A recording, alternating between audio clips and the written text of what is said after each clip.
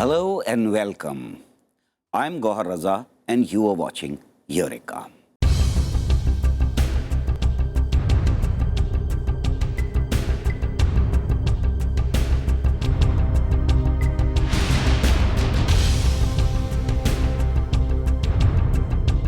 The mystery of nature became a major source of inspiration for so many scientists across the world. And even today, we are trying to crack some major questions related to nature.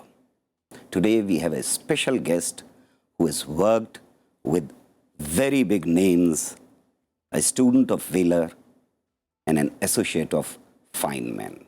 Welcome, Dr. Sibaji Raha. Pleasure. I'm extremely thankful that you could give us time from your extremely busy schedule. Dr. Raha, let's begin from the beginning.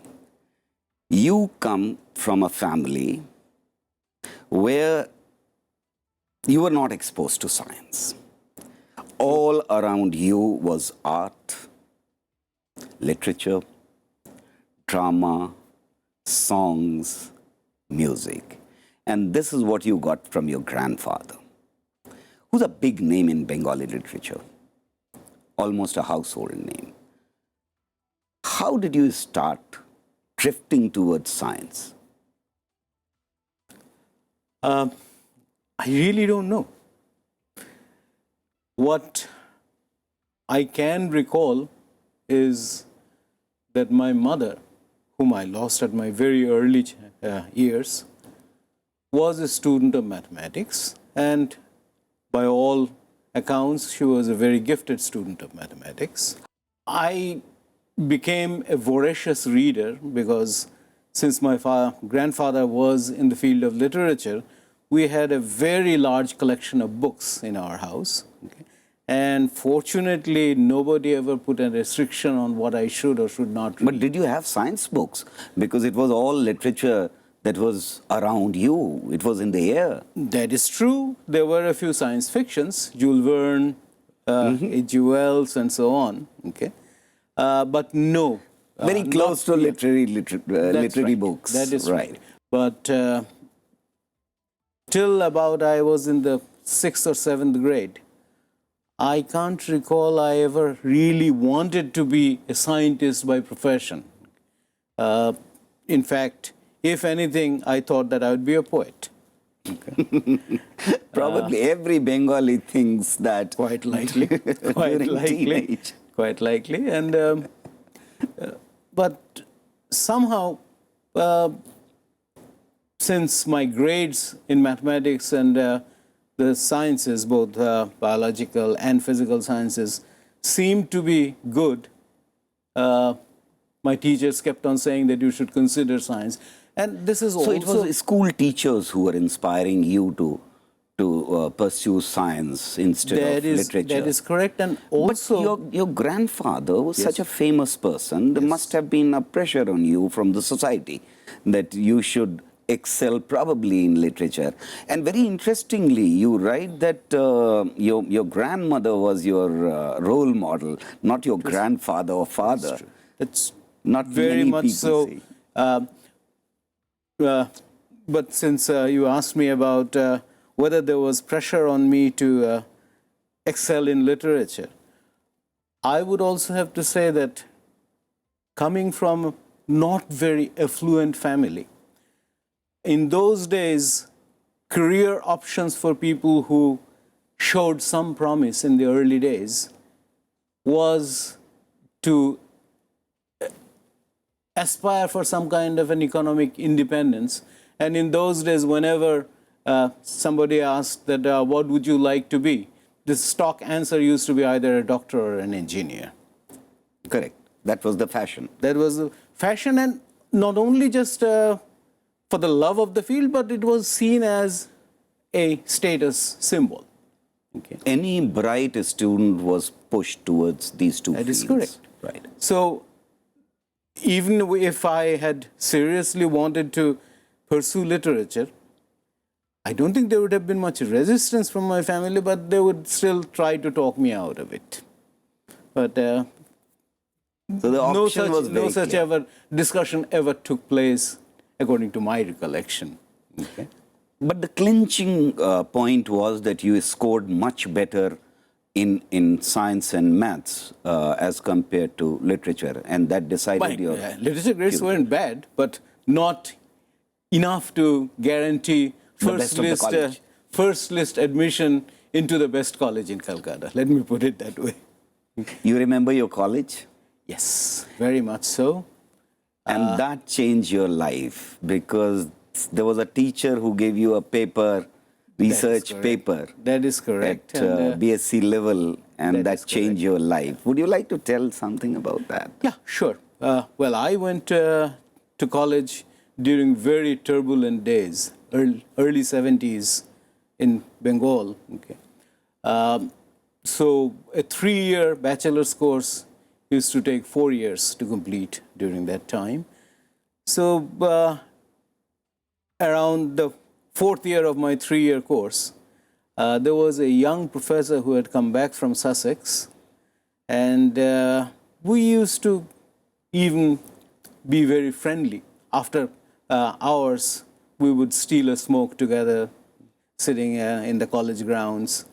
And he showed me a paper which dealt with a rather esoteric subject called actionary distance theories, okay, which was supposed to be a more concrete and consistent alternate to the so-called field theories.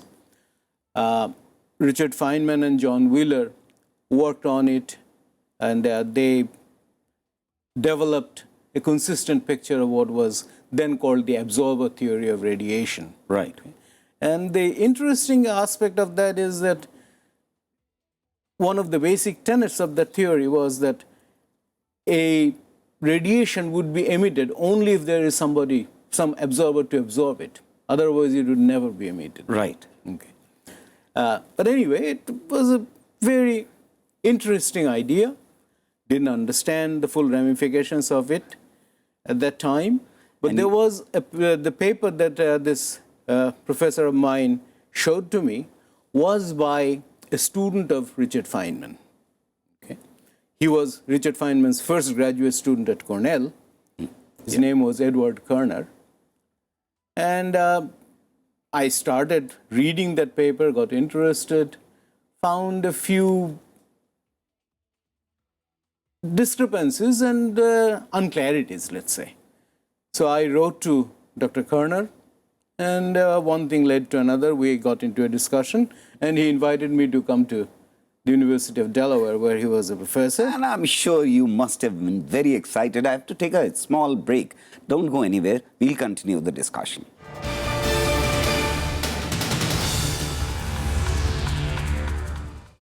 Welcome back. When did you get interested in high energy particle physics? What was the motivation? That again is a very interesting aspect. When I told you about this actionary distance principle, okay, and I was working on that in Delaware, okay. After about 2 semesters or so, my supervisor, Ed Kerner, called me and told me that, are you sure you want to complete a thesis on this topic under my supervision? Because you know this is an extremely intelligent, interesting question, a very fundamental question, but getting a job in this field is going to be very difficult. Okay. So I said, then what do you suggest? He says that if you continue to do the same work, but have either Richard Feynman or John Miller as your named supervisor, you would get a job, okay? But not with me. So that is a great admission from somebody, and such humility and devoid of any ego is something which is again a lesson for me. So he organized with Professor Wheeler, and Professor Wheeler was shifting to Texas during that time from Princeton. So I ultimately joined him at Texas. Texas, yeah. And started. Do you have recollections of meeting Wheeler and Feynman and any anecdote? Surely.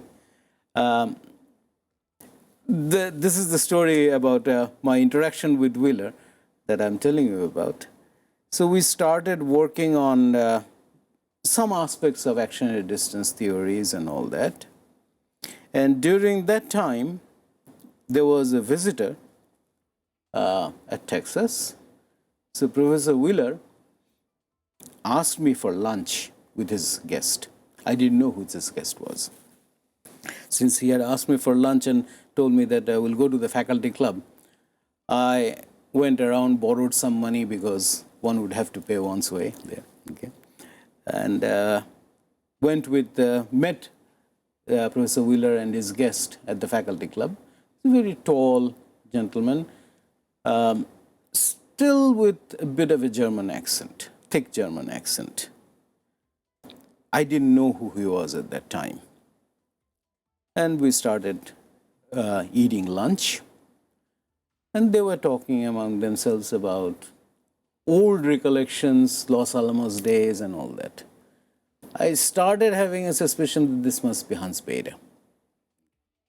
And finally, Wheeler introduced me to him that, Sibaji, this is Hans Bethe. And Hans, this is a young Indian chap who wants to work on action at a distance. Okay. And action at a distance may be interesting, but I think he should work on something more down to earth, like the structure of neutron stars. Hans Bethe said, yes, that's certainly more down to earth than action at a distance. And he said that he was giving a series of lectures in the theory group at Texas for the next 3 weeks. He would spend 3 weeks there. So asked me to attend those lectures. I started attending them, found several interesting issues, and so that's how I first got interested in superdense matter, structure of neutron stars, thermodynamic and hydrodynamic phenomena in nuclear strongly interacting systems, and from there trying to understand the physics that goes on in the interior of neutron stars. I got interested in high energy interactions. Okay. Why did you decide to come back? You were interacting with such great minds of that time. You were working on the cutting edge science. Yes. And frontiers. Yes. Why did you decide to come back? Firstly, it was a collective decision between me and my wife. Mm-hmm. We thought that if we were to raise a family, we would feel more comfortable in raising him or her or them in India. And when you came... I don't want to put a great veneer of patriotism, high ideals or anything. It's just that we felt we'd feel more comfortable in India. Because we lived in the US during our graduate student days for close to 5.5 years. Then we shifted to Europe. We stayed in Germany for, at one stretch, almost 6 years, and thereafter on various stints, altogether something like about 10 years we have spent in Europe. Okay. But still, all said and done, we felt that we decided to come back because of the children and the family. Yeah, we didn't have children at the time yet, okay? But we felt that we would like to raise the family in India, and we ourselves would feel more comfortable in India. So that was the decision, and you have not repented. I have to take a break. Don't go anywhere. The discussion will continue.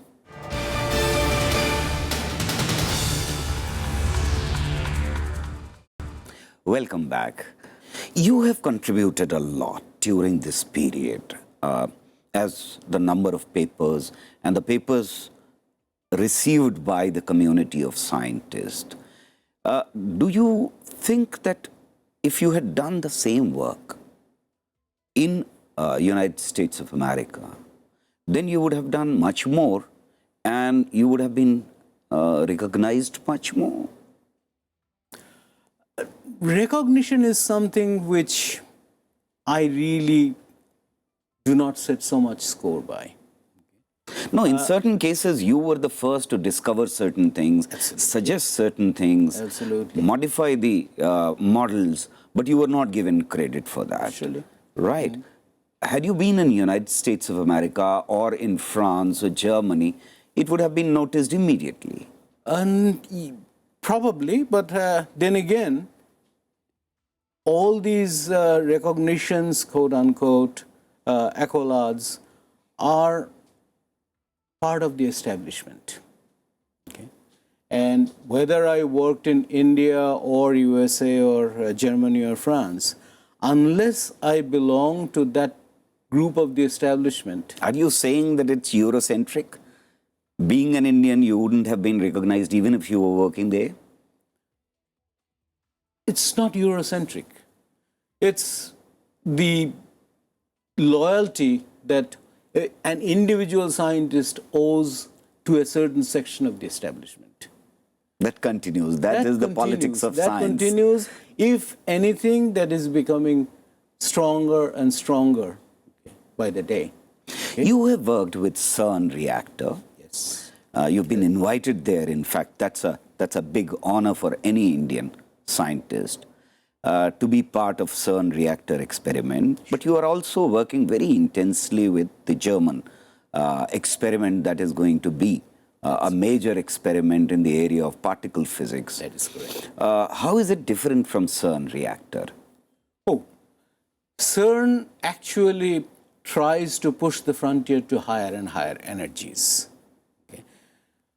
Whereas the focus of the German facility, which is called FAIR, Facility for Antiproton Ion Research, there the focus is on achieving higher intensity, meaning maximize the number of the interesting collisions. So there is no God particle which is going to be discovered in FAIR. No, at FAIR, God particle is not going to be produced primarily because the energy will not go that high. It will not cross that threshold. And no black hole scares created. But these kind of scares always crop up whenever a new facility is talked about and planned. The Brookhaven accelerator, okay, the RIC, relativistic heavy ion collision. At that time, I remember that because I was at Brookhaven during that time. Yeah, the media went berserk. The media really went to town saying that the strangelets will be produced which will gobble up at least Long Island, if not all of the US, if not all of the Earth. Okay? And I remember those things. And the easiest lesson that one has to recall is that if one talks about these processes happening in the accelerator process, the accelerator collisions, we should remember that the so-called field of cosmic rays, the charged particles, energetic charged particles which come from outer space, and keep on hitting us. Keep on hitting us, and regularly. They exceed any man-made accelerator by several orders of magnitude in energy. So if there was even any chance of producing any such object, it would have been possible a long, long time ago without our having to do anything.